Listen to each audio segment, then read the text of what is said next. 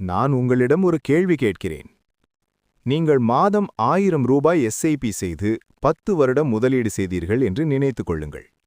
அந்த 10 வருடத்தில் உருவான பணத்தை அடுத்த 20 வருடம் growth ஆக விடுகிறீர்கள். ஆப்ஷன் 2. முதல் 10 வருடம் எந்த முதலீடும் செய்யவில்லை. பிறகு உங்களுக்கு புரிந்தது, அதனால் 1000 ரூபாய் எஸ்ஐபி அல்ல 3000 ரூபாய் எஸ்ஐபி செய்து அடுத்த 20 வருடம் முதலீடு செய்கிறீர்கள். ஆப்ஷன் 3. முதல் 20 வருடம் முதலீடு செய்யவே இல்லை.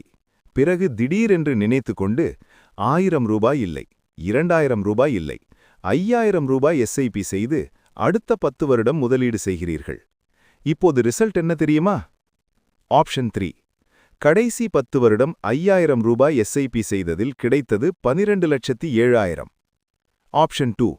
20 வருடம் 3000 ரூபாய் எஸ்ஐபி செய்ததில் கிடைத்தது 2,55,000. ஆப்ஷன் 1. முதல் 10 வருடம் 1000 ரூபாய் எஸ்ஐபி செய்ததில் கிடைத்தது 3 லட்சம். இதன் உண்மை என்ன தெரியுமா? இன்வெஸ்டிங்கில் முக்கியமானது அமௌண்ட் இல்லை, டைம் தான். நீங்கள் எவ்வளவு சீக்கிரம் முதலீடு ஆரம்பிக்கிறீர்களோ அதுவே அதிக வெல்த் உருவாக்கும்.